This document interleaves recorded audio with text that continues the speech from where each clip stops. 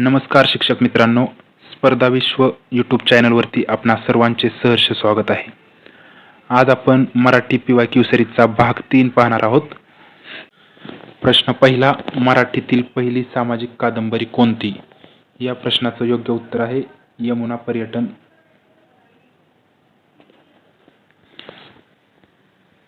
प्रश्न दुसरा, छोटा गंधर्व म्हणून कोण प्रसिद्ध आहेत?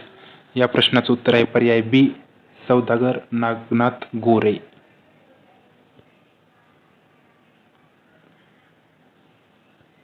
प्रश्न तिसरा, मराठीतील पहिली ऐतिहासिक कादंबरी कोणती? या प्रश्नाचं योग्य उत्तर आहे पर्याय बी, मोचनगड.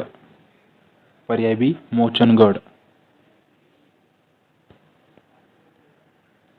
प्रश्न क्रमांक 4, बालगंधर्व म्हणून कोण ओळखले जातात? या प्रश्नाचं उत्तर आहे पर्याय बी, नारायण श्रीपाद राजहंस. प्रश्न क्रमांक 5, मराठीतील पहिल्या महिला कादंबरीकार कोण? या प्रश्नाचं उत्तर आहे पर्याय क्रमांक सी, साळूबाई तांबवेकर. प्रश्न 6, आद्य मराठी कवयित्री म्हणून कोण ओळखल्या जातात? या प्रश्नाचं उत्तर आहे पर्याय बी, मुक्ताबाई या आद्य मराठी कवयित्री म्हणून ओळखल्या जातात. प्रश्न 7, पहिली दलित संत कवयित्री कोण? या प्रश्नाचं उत्तर आहे पर्याय सी, सोयराबाई. प्रश्न 8, संत एकनाथ यांचे मूळ नाव काय? या प्रश्नाचं उत्तर आहे पर्याय ए, संत एकनाथ सूर्यनारायण कुलकर्णी.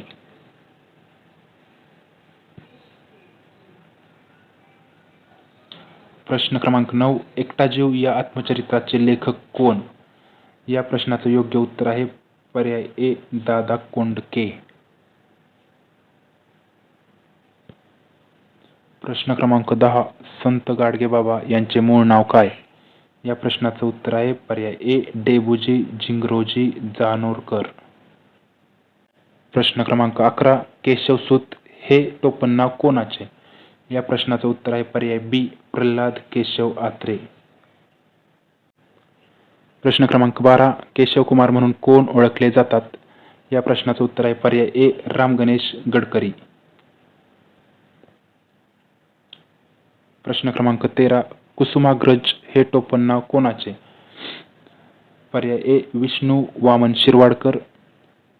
पर्याय बी, वी वा शिरवाडकर आणि पर्याय सी, दोन्ही बरोबर. तर या प्रश्नाचं उत्तर आहे पर्याय सी, दोन्ही बरोबर.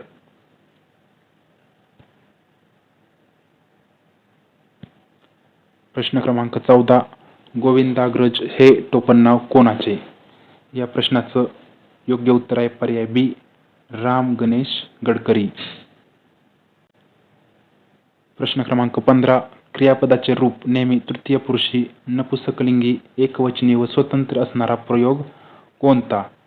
या प्रश्नाचे उत्तर आहे पर्याय सी, बाह्य प्रयोग.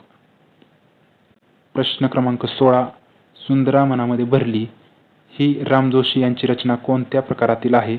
या प्रश्नाचं योग्य उत्तर आहे पर्याय डी, लावणी.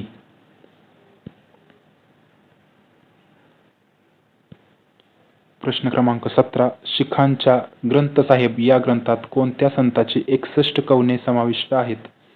या प्रश्नाचं योग्य उत्तर आहे पर्याय ए, संत नामदेव. प्रश्न क्रमांक 18, उत्कट भावना व्यक्त करताना शब्दाच्या शेवटी कोणते विरामचिन्ह द्यावे? या प्रश्नाचं योग्य उत्तर आहे पर्याय बी, उद्गारवाचक चिन्ह.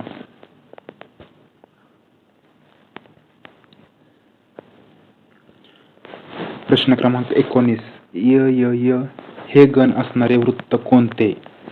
या प्रश्नाचं योग्य उत्तर आहे पर्याय बी, भुजंग प्रयास. प्रश्न क्रमांक 20, उपमेयाला उपमेयाचीच उपमा दिली जाते तेव्हा कोणता अलंकार होतो? या प्रश्नाचं योग्य उत्तर आहे पर्याय डी, अनन्वय.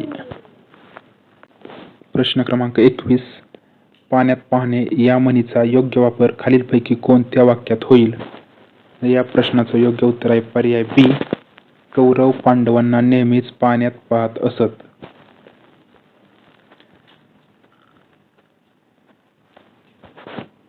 प्रश्न क्रमांक 22.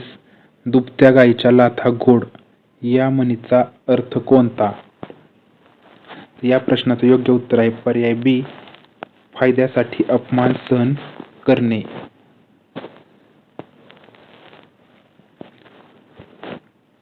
प्रश्न क्रमांक 23. बुडत्याचा पाय खोलात या म्हणीचा योग्य अर्थ कोणता?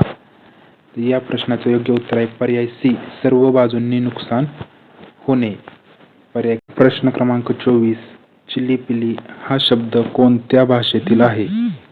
या प्रश्नाचं योग्य उत्तर आहे पर्याय ए, तमिळी. प्रश्न क्रमांक 25.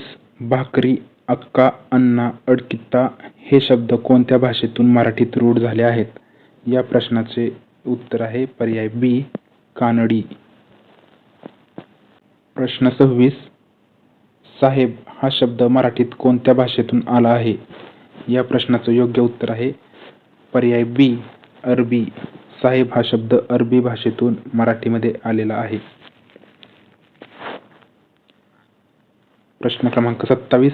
खालीलपैकी कोणता शब्द गुजराती भाषेतून मराठीत आलेला आहे? या प्रश्नाचं योग्य उत्तर आहे पर्याय सी, रिकामटेकडा.